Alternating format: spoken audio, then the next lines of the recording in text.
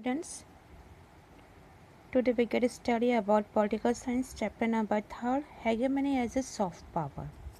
It would, however, to be a mistake to see US hegemony in purely military and economy term without considering the ideological or the cultural dominance of US hegemony. This third sense of the hegemony is about the capacity to manufacture consent. Here the hegemony implies class ascendances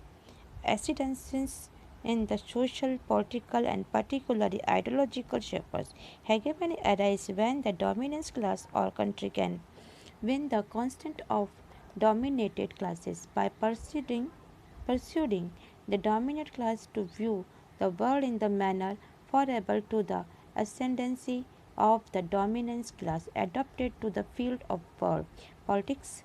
This nation of the hegemony suggested that a dominant power deploys not only military power but also ideological resources to shape the behavior to competing and lesser power. The behavior of the weaker country is influenced in the ways of the favor the interests of the most powerful country.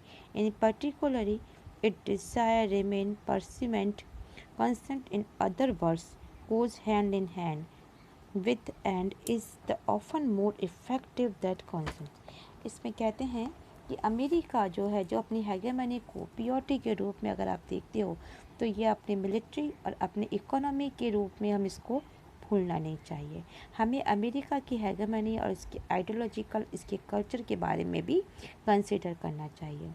Third sense के अंदर ये कहते हैं कि America जो है ये social, political और पर्टिकुलरली इसमें आइडियोलॉजिकल ये किसी भी क्लास को बढ़ावा दे सकता है, ये उसका दबदबा भी बना सकता है, साथ ही इसकी हेगेमनी को बढ़ा सकता है। कोई भी डोमिनेट कंट्री अपने ऊपर साथ रहने वाले किसी के साथ में भी सहमत हो सकते हैं, उनके साथ में वो रहना, उनको विन कराना या फिर उनके साथ में एग्री रहना कि वे दुनिया को उसी नज़रिए या उसी व्यू से देखेंगे जिसमें डोमिनेंस या वो डोमिनेंस कंट्री देखता है।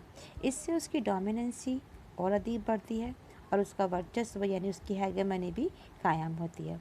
अब वर्ल्ड के पॉलिटिक्स में अगर आप देखोगे तो आपको हेगेमनी के अर्थ में यह स्पष्ट होगा कि डोमिनेट कंट्री सिर्फ अपनी मिलिट्री पावर को ही काम नहीं देता बल्कि अपने कॉम्पिटिटर या अपने से जो लेजर कंट्रीज़ हैं या वीक कंट्रीज़ हैं उनके साथ में भी ऐसा बिहेवियर करता है कि वो उनके अकॉर्डिंग ही काम करते हैं, उनकी विचारधारा उनके आइडियोलॉजी से वो जुड़ जाते हैं। वीक कंट्रीज़ जो हैं वो ऐसा बिहेवियर चाहते हैं और उस बिहेवियर के साथ ही वो इफ़ेक्टिव भी हो जाते हैं कि पावरफुल कंट्री के साथ में अगर वो उनकी डोमिनेंस को मानते हैं तो फिर वह अपनी रजामंदी के द्वारा अपनी कंट्री के लिए जो हो सकता है करने की कोशिश करते हैं। तो जो डोमिनेंस कंट्री है, जो हेगेमनी कंट्री है, यह काम वह जोर ज़बरदस्ती भी कर सकता है लेकिन यह काम वह रजामंदी के तरीके से भी कर सकता है जिसे कि हम हैंड टू हैंड के नाम से भी जानते हैं।